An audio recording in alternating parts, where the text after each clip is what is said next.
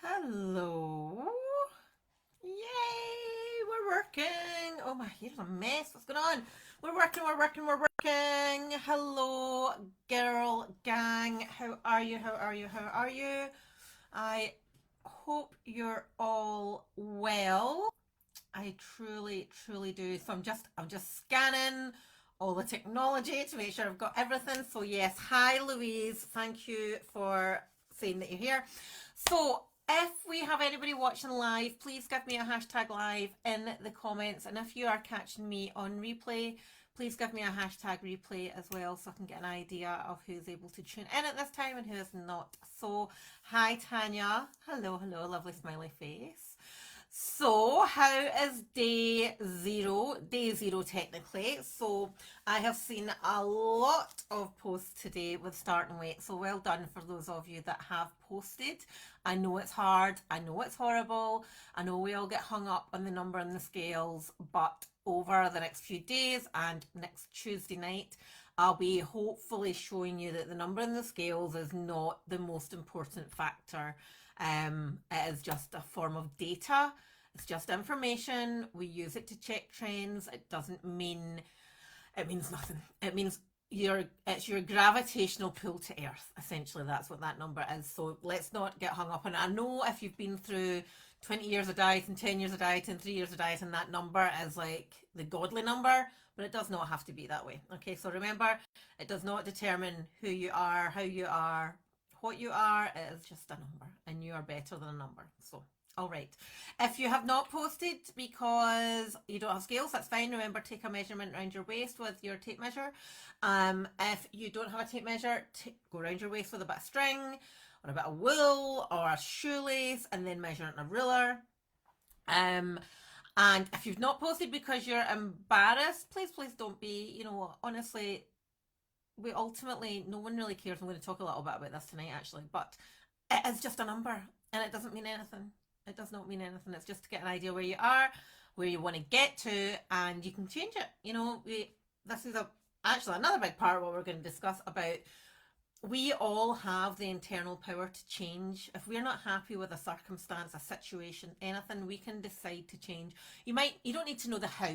You don't need to know the when do I do this, how do I do it. That will come. But you make a decision to go, right, okay, I'm changing it. And if you need to get help, you get help. And if you don't, you don't. All right. Okay. So, as Lucy Lou, I'm not sure you're really, Lucy Lou is what I call my sister as well. So, are you my sister? You don't have a Facebook picture. Roughly, yeah. I went back to your post a wee second ago. So, as we're going through, please ask questions as we go. I want to use this time in the evenings as an Ask Me Anything. Ask questions about what you've learned in the day, and also we're going to use it for the kind of deeper level stuff. So I'm planning around half an hour for this evening and every other evening session. Some might be a little bit shorter, some might be longer depending on the questions. And of course it will be available for replay.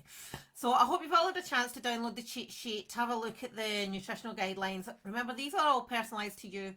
The one thing I would say is I don't want anybody to ever feel hungry. Okay, so one of the side effects of diets is that we get hungry. And when we get hungry, there's a very hormonal reaction. I'm going to talk about that more on Tuesday when we talk about our hormone deactivation switch. Excuse me.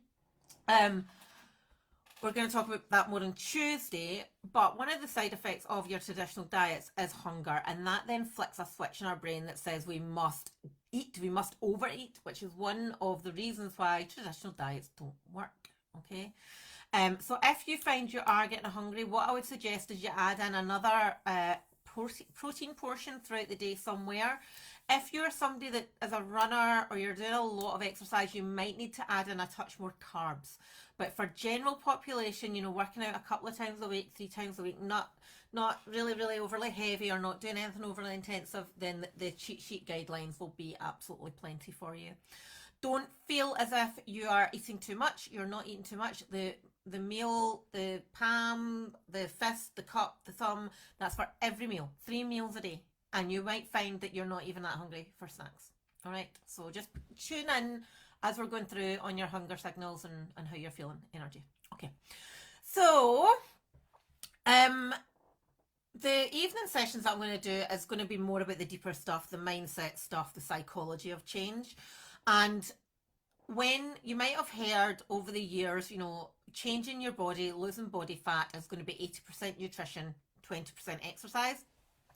So for the physical aspect of fat loss, that is true. You're going to get bigger bang for your buck changing your calorie intake than you are for increasing your exercise. However, that's for just fat loss.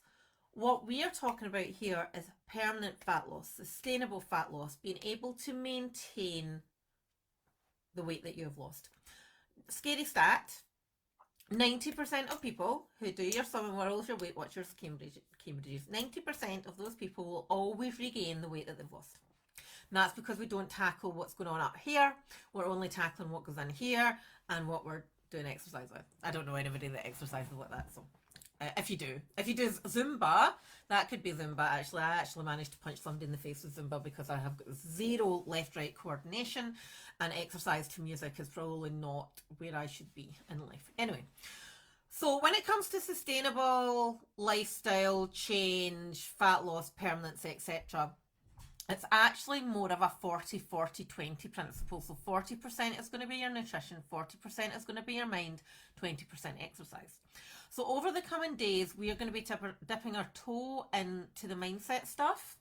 And this is my bag. This is what I love. This is where I would say that 99% of our clients, this is the area where they have the light bulb moments and they go, right, this all makes sense. So we're going to be dipping our toe in. There's only so much I can do in 5 days. But I want to, at the same time, show you that it's maybe not as scary or as hard as you might think. And one of the big things that pisses me off with the industry, the fitness industry, the health industry, the wellness industry, is there is this perception that in order to get the body of your dreams, it must be really hard. It's going to take a lot of hours. It's going to take multiple hours in the gym. It's going to take 3 hours of meal prep. You're never going to be able to drink wine again. You're never going to be able to have a family pizza night. You can't go out for meals. You've got to eat chicken, rice and broccoli in really tiny portions out of Tupperware no matter where you are. And it's really not that hard. And it's really not that scary. So I want to show that over the next few days. And if it does feel hard or you are getting lost or it doesn't make sense, just put your hand up and say, this isn't making any sense. And I'll try and change it because, I know this stuff and I have known this stuff for many years. So I have got a tendency to just, think that everybody knows this stuff and we don't. Okay. So as I said, when it comes to actual fat loss, the science of fat loss is very easy. It's energy in versus energy out. A calorie is a unit of energy. Okay, so for the science part, calories in versus calories out. So what you eat versus calories out. And there's multiple ways that we use our calories. We use them when we digest food. We use them through exercise. We use them just living, sleeping, moving, fidgeting. But what we have to remember, and I think probably most of you here are 38 plus, what we do have to remember is that although the scientific formula is really easy, calories in versus calories out, there's things that then come and batter that equation slightly, and one of them is hormones and the other one is psychology. Okay, so hormones we're going to touch on Tuesday night on our workshop, and psychology we're going to have to pad out over a few days because it's quite a big topic. I'm sure you appreciate that. Okay, so as we're going through, think about your past diet and history. Think about your past situations when it's come to health and mindset. So most women over 35, the stumbling block is always going to be mindset, because guaranteed every single one of you in this group is what I would call smart, clever, has your head screwed on, decent common sense. I'm not going to say loads of common sense because I have zero common sense, but lots of common sense. You know your stuff, right? You'll be good at what you do, but this bit will be an area that most women will stumble. And the reason why that is not because of anything you have done or anything that you haven't learned. It comes back to how long you've been living, how long you've been doing things a certain way. So say you're 40, right? I'm 43, say you're 40. You have got 40 years of doing things a specific way. You have got 40 years of thinking a specific way. You've got all those beliefs that you have absorbed from all the people around about you when you were a child. That's where we form our opinions and our beliefs from when we're very, very young. You've got 40 years of emotions. You've got 40 years of eating in a certain way, exercise in a certain way, and dealing with stress in a certain way. Okay? So this is not stuff that's just going to go boom and it's all changed. And we have to give ourselves permission that it's okay to not get it straight away or to not go straight away. It takes time because we've got to unpick all these years of doing things a certain way. So this week we are going to be covering off lots of different topics or dipping our toe in. So we're going to be talking about comparisons and how comparing ourselves against everyone else is going to steal the joy from your life. Tomorrow we're going to be talking about the feast and famine mindset, all or nothing, feast or famine, being good, being bad, and how that is the single thing that is possibly damaging your progress. We're going to talk about how to stay motivated when we're not motivated, and how to stay motivated without relying on discipline or willpower. That's quite a big thing. We're going to talk about our intrinsic belief system and the damage that can cause. We're going to talk about our decision making, and we're going to talk about accountability. So there's a lot to do. So bring a notebook, etc., etc. Bring a notebook, learn. I think I said, I can't even remember this morning, about how we will absorb information passively. So if I'm talking at you, you will absorb some of it. If you are engaging by popping me comments and emojis and asking questions, you will retain more of it. And if you write it down and engage, you're going to retain even more. Now, the thing is, when I'm talking about all of this stuff, I want to just reaffirm that we are all super smart. We know our stuff. Knowledge only gets us so far. What is really going to change the game is implementation. So if I'm giving advice and you want to try it, then give it a try. You know, what's the worst that's going to happen? Probably nothing. You know, nobody's going to die. Everybody will be fine. But implementation and action is where change comes. Okay. So tonight we're talking about comparison, and I thought this was a good one to have today because you have posted your weight, which is a very personal thing, very scary thing. And there are some people, and I've spoken to a couple of ladies today that were freaking the fuck out. And that is all right. You know, it's fine to freak out. But I bet, and you can put your hands up if this was you, I bet some of you were comparing your numbers against somebody else's numbers. And I bet some of you are thinking, I'm glad I'm not that heavy. And I bet some of you were thinking, I wish I was that weight. So put your hand up, you know, admit it. It's not a bad thing. You know, that's how, as humans, we compare ourselves against things, people, every single day. So when we are talking about comparison, so say for example, you're comparing your number against somebody else's, and you're saying, oh, I'm glad I'm not that heavy. Subconsciously, that is telling you something. Subconsciously, that is telling you, actually, that means I'm okay as I am. That means I don't have to change because I'm not there. Okay. Now, this is just an example, but when we start comparing ourselves against someone else that's in a different place, a place where you don't want to be, it gives that reassurance going, I'm not that bad. I'm not that bad at all. Everything's okay. All right.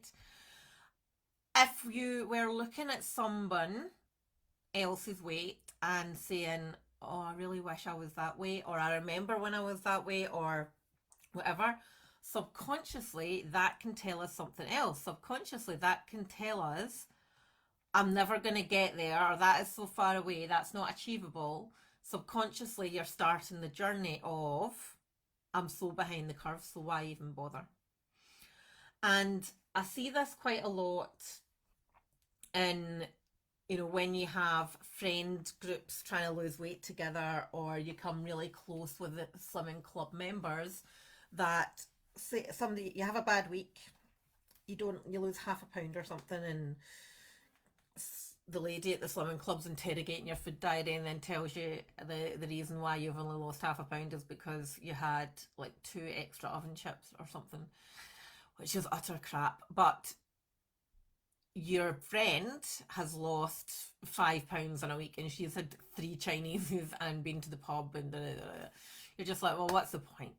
I give up, because you're comparing your journey against somebody else's, and that is going to steal happiness. Essentially, I said earlier, it's the thief of joy, and ultimately, comparison is never ever going to serve you. It's an almost, when we think about comparison, it's an ego thing, and I don't mean ego. When I say ego, I always think it sounds like I'm saying eagle, ego as in ourselves, ego. But I don't mean ego as in the big I am. It's ego in as how we feel about ourselves, how we think about ourselves, and when we're doing comparisons versus us versus someone else, it's either trying to massage our ego or knock our ego down. Okay, so it can be a really, really damaging thing. So the thing that I always say with comparison, and we see this in our client group as well, it's you'll have maybe somebody coming in one week doing really, really well, and then somebody new joins the week after, and they're seeing all these stories of people ahead of them and going, oh my god, they're doing this, and this is not happening for me. And it's like, well, you don't know their backstory, you don't know their starting point, you don't know, what they've done already, you don't know what their recommendations have been, you don't know their goals, you don't know their lifestyle, you don't know their personal situation, anything at all. So it's always a case of staying in your lane, and it is really fucking hard to do that, really hard, because we as a generation, we've grown up without social media, but we grew up in the era of heroin chic, where skinny was best. And if you remember thinking back to the grunge days, where all the girls were like and having a thigh gap was like the best thing that you could achieve. Like, do you remember that, when actually girls were trying to eat so little to get a thigh gap? Luckily at that time I was a sprinter, so I never had a thigh gap. I've always had big chunky thighs, but that was an actual thing. And then into the era of social media, where we're bombarded with perfection every single day. So we can't help but compare. But it's more, this is not a saying, don't compare yourself to others, but it's more of a recognition and check in with yourself of how damaging it can actually be. Okay. So it's an interesting one. Always never compare the start of your journey, because you can be comparing the start of your journey with the middle or the end of somebody else's journey. So you're comparing apples and oranges. There's not really a direct correlation. So that's something to always check in with when you look at somebody that seems to have it all. And we all know somebody that seems to have it all. And the thing is, there is always going to be somebody that is happier than you, that has more money than you, that has nicer legs than you, that has better skin, that has an easier time losing body weight, that has better behaved kids, better behaved dogs. I mean, I do this every weekend when I take my dog up to my kids' rugby practice, and there's all these dogs just sitting on, and mine's is like on his hind legs, and he's yelping, and he's going mental, and like that. Oh my god. But there is always going to be somebody that has what you want, and you can spend your time jealous of that and wishing that you had that, or you can bring it back and recognize what you actually have, and always remember that there's somebody always wanting what you've got as well. Okay, so the key around comparison is to try and get happiness from you and your progress and your situation and your own journey, because if we can start appreciating what we have and start feeling gratitude for who we are and what we have, then when you start seeing your own changes, you're going to start recognizing your improvements, and that's going to help fuel that sense of self-worth. Does that make sense? Give me a yes if that makes sense. So when it comes to um comparison, it's easy to dwell. It's easy to say it's all right for her because it's all right for her because. And I get this all the time. I have like people saying it's all right for you because you've got a gym in your garage. You can exercise whenever you want. Well, no, I can. I can literally exercise. I have a 45-minute window at 6:30 in the morning where I can exercise without, you know, the other responsibilities that we all have in life. Um, People say to, I have a client who's a nutritionist, right? And people say to her, "It's all right for you because you know what you're doing." She's like, "Yeah, I know what I'm doing, but I can't do it for myself. I need help, and I don't have the accountability of the sport. I have the education, etc., etc., etc." And it's very similar. Like you may have the phrase, the cobbler's kids are never shod. The tailor's house is never tiled properly. It's comparing yourself against someone else, or always wishing for what somebody else has got, or always assuming somebody has it easier than you or you have it harder than anyone, is feeding into negativity. So when we really truly want something different, we have to start showing our appreciation for what we have just now to allow you the space to move forward. All right. So I've got a little bit of homework for you tonight. It's quite a good one. So you don't have to do it. No homework I set you is going to be mandatory, but it will be helpful to you. And that I want you to sit and write down, think back maybe over the last week and think about any times where you have thought internally, subconsciously, consciously, whatever, I wish I was her, or I wish I had that, or today when you're like, I wished I was their way, or I wish I had her car, or wish blah, blah, blah, blah. And think about, how many times does it happen? Is it once a day? Is it once a week? Is it twice a day? 3 times a day? 5 times a day? And I have been really bad for this in the past. Really bad being in the gym. And, I mentioned a minute ago that I have massive thighs. I've always had massive thighs. And I will always have massive thighs. And even being in the gym when I was a size 8 and still wishing my body away because somebody else had done it nice. And now I look back and I'm like, what a dick. Anyway, so think about your situation, what you've been doing over the last week, and recognize any comparisons that come through. The other thing when it comes to comparison is that think about all the mental space that we have, okay? And one of my clients has actually written a book about this, about mental load. And if you think about you and your life, working, family, house, pets, kids clubs, exercise, meal prep, doing this course, everything. Think about all the things you have on your plate. How much mental energy does that use up? Loads, right? So when you add things like comparison or wishing you had X, Y, and Z, that's just more mental load that you're adding on. So when we start removing those things from our life, we're actually creating more space for us to focus on better things. All right. So think about all the comparisons that you've been making, all the wishing that you've been making, and think about how would you like to think instead?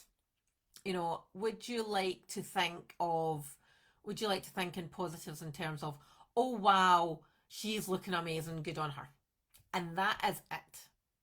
Or you think, oh, you've got a new car, that's amazing, how nice. Da-da-da.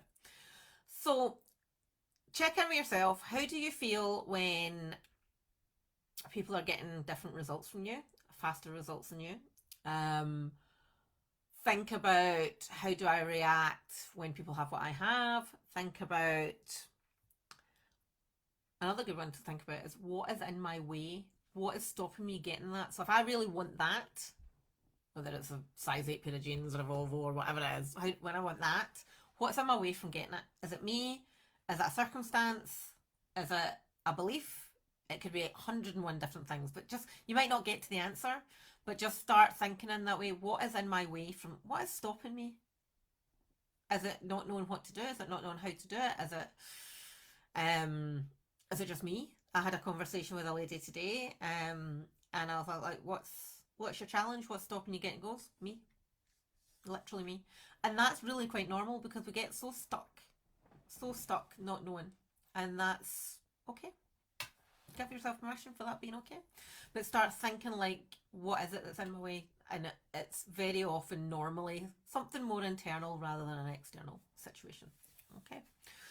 Um, and another thing, which I'm just checking out my cat scratches from the evil cat that's sitting on my desk here. How can I turn somebody else's success into a positive for me? So again, this might require getting out of comfort zone. So if somebody gets something that you want or they get results, like ask them, how did you do that? Wow, that's incredible. How did you do it? You might learn something new. And it starts building into that whole proactive positivity rather than, negging out internally, which is just going to eat away at you. Okay.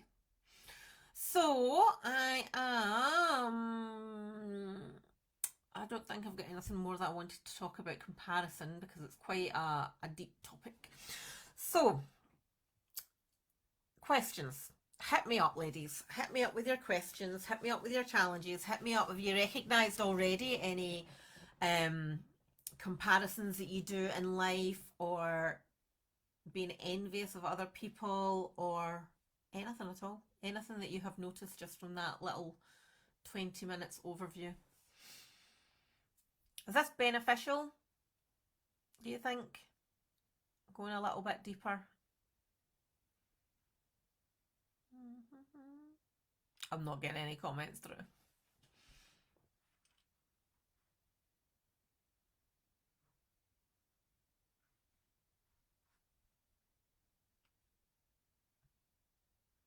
Cool. Okay, I'm getting a comment through now, so that's cool. So, plan of attack for tomorrow is I am going to be live at 8 a.m. And I don't know, that was a weird kind of. I'm going to be live at 8 a.m. tomorrow, and I probably will be sweaty again, just because that's my kind of workout time. And then tomorrow evening, also 7 o'clock. I don't think I'm going to go as late as 7 o'clock over the weekend. I might bring that earlier, but obviously I'll let you know on the day. And tomorrow we are going to talk about feast or famine, all or nothing, being good, being bad, and how that is impacting on your fat loss, but more importantly, how that is impacting on your own self-esteem and confidence levels without you even realizing it. It's a big topic. It's one of my favorites. One of my favorites. Right, my lovely ladies, thank you so much for joining me this evening. It was lovely to see so many faces. I'm glad you're all here. If you're catching this on replay, please pop any comments or questions in this thread, just purely so I can be organised in my mind and know where I'm meant to be spending my time. So yeah, I'll see you all tomorrow morning, 8 a.m, bright and early, bright-eyed, bushy-tailed, and it's Friday. Yay! All right, have a tremendous evening. Thank you very much, and I will speak to you all tomorrow. All right, take care. Bye.